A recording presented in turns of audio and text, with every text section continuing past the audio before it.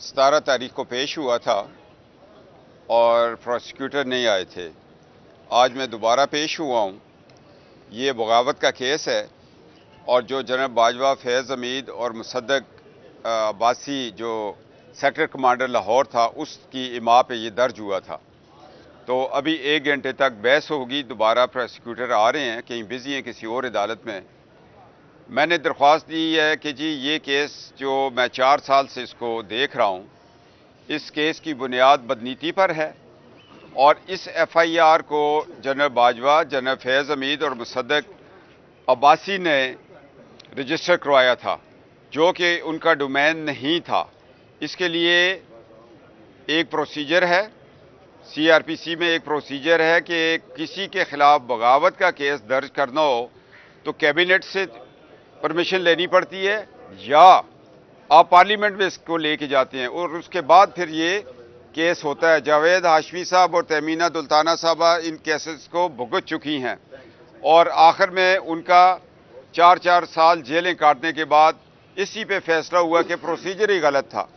तो हमने प्रोसीजर को चैलेंज किया और मैंने नॉमिनेट किए हैं वो लोग जिनकी इमा पर ये केस हुआ था, वो भी अदालत में आए।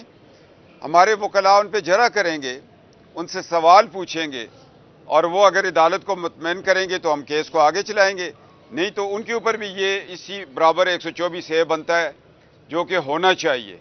और मैं आज इस सिलसिले में हाजिर हुआ और 1 घंटे बाद फिर प्रोसिक्यूटर हमारे आ रहे हैं।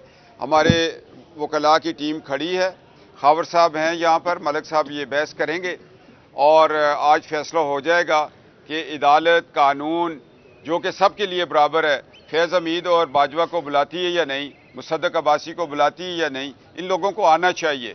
जब ये इक़्तिदार में होते हैं तो ये गुरूर और तकब्बर के घोड़े पे सवार होते हैं। जब इक़्तिदार से नीचे उतरते हैं तो फिर इनके हाल जो हैं वो ये होते हैं कि अदालतों में इनके नाम आते हैं और ये छुपते फिरते हैं। इनको छुपना नहीं चाहिए, अदालत के सामने आना चाहिए।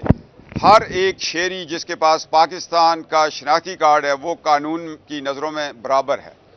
आप पूछें जी।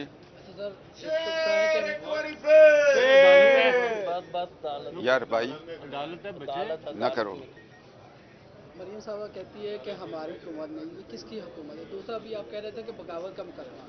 जब PTI की हुकूमत थी, आप पे बगावत के मुकदमे हो रहे थे।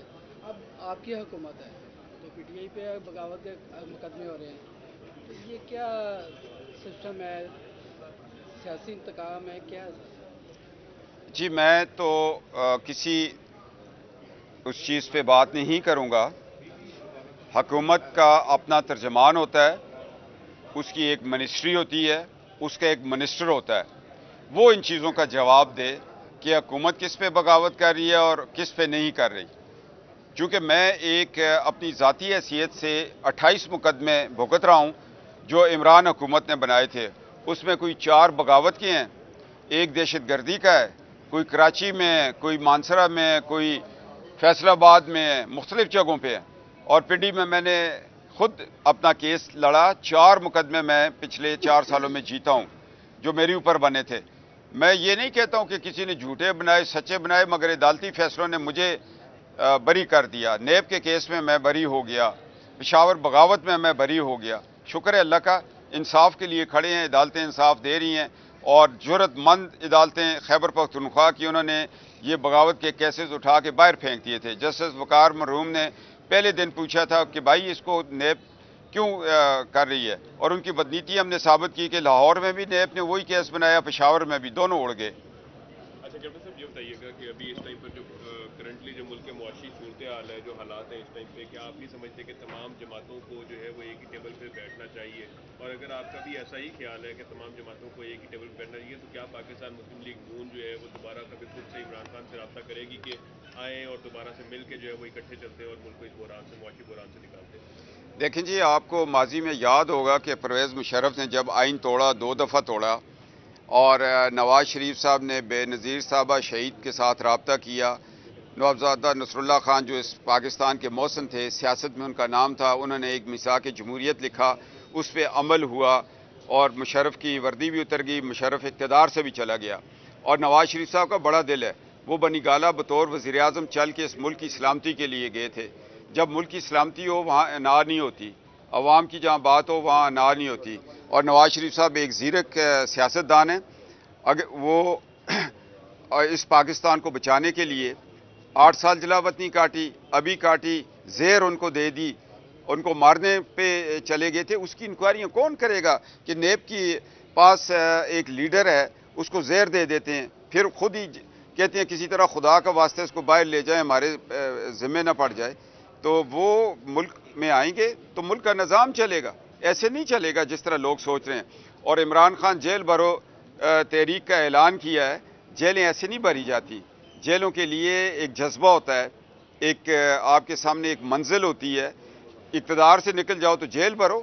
جیلوں تو ان لوگوں نے بھری جنہوں نے کہا تھا کہ پاکستان بنانا ہے، جنہوں نے کہا تھا اسلامی قانون لے کے آنا ہے. اس ملک کا نظام اس وقت بہتر ہوگا جب ہم سود سے چھٹکارا پائیں گے، معاشی حالات ہمارے تب بہتر ہوں گے. جس ایما پر ہم بات کرتے ہیں اور اس کو پورا نہیں کرتے. اور دوسری سب سے بڑی بات ہے، ہم نے اللہ سے رمضان کے مہینے میں دعا کی تھی، یا اللہ ہمیں ایک ملک دے اور تیرے دیے ہوئے نظام کے مطابق اس کو چلائیں گے. ہم نے اس سے وعدہ وفا نہیں کی اور 75 سال ہم کبھی ایوب خان کو ایکسٹینشن دیتے ہیں، کبھی باجوہ کو دیتے ہیں، کبھی کیانی کو دیتے ہیں. ہم اسی چکروں میں ہیں. اور یہ کہ جی کسی کو ایکسٹینشن دے دیں، کسی سے تعلق پیدا کر لیں تو اقتدار کو دوام ہوگا. اقتدار لوہے محفوظ پہ لکھے ہوتے ہیں، عزتیں لوہے محفوظ پہ لکھی ہوتی ہیں، مقدر لوہے محفوظ پہ لکھی ہوتی ہیں. اللہ کے آگے ہاتھ اٹھانے چاہیے، اللہ کے ولیوں سے دعائیں کروانی چاہیے، اللہ کے نیک لوگوں کو پیش کرنا چاہیے اللہ کی عدالت میں کہ یا اللہ اس قوم پہ رحم کر. رحم تب ہی ہوگا جب ہم حرام کھانے سے بچیں گے، سود کھانے سے بچیں گے اور اللہ کے دیے ہوئے نظام کی طرف جائیں گے. اچھا، آخر میں یہ بتائیے گا کہ میاں نواز شریف صاحب کا وطن واپس آ رہا ہے؟ یہ مجھے پچھلے 4 سال سے سوال ہو رہا ہے کہ نواز شریف صاحب کب آئیں گے. اب مجھے یہ بتائیں کہ نواز شریف صاحب کی ضرورت ہے اس ملک کو. نواز شریف صاحب کو بھیجا کیوں تھا؟ ابھی پھر کیوں آپ لوگ رو رہے ہیں؟ 8 سال ایک شخص جلا وطن رہا اور ملک کی کیا حالت کی ایک ڈکٹیٹر نے. اس کے بعد پھر آج آپ نے 4 سال کس نے عمران خان کو حکومت میں بٹھایا تھا؟ سب سے پہلے نواز شریف اس دن آئیں گے جس دن ثاقب نثار کسی عدالتی کٹیڑے میں کھڑا ہوگا. ثاقب نثار کے ساتھ 5 جج جنہوں نے پاناما میں جھوٹا کیس بنایا. یہ عدالتیں ہیں یار کہ ایک شخص کو اقامے پہ پکڑتے ہیں، پانامے میں بلاتے ہیں، اقامے میں نکال چھوڑتے ہیں، ملک کا نظام دھرم برم ہو جاتا ہے. ثاقب نثار کی نااہلی کی وجہ سے یہ آج پاکستان 300 کے قریب ڈالر چلا گیا ہے. ان لوگوں سے کوئی نہیں پوچھے گا کیا ذوالفقار علی بھٹو ہی پھانسی چڑھے، کیا نواز شریف ہی ملک سے باہر جائے، کیا بے نظیری گولیاں کھائے. تو یہ مقدس گائیں کس لیے؟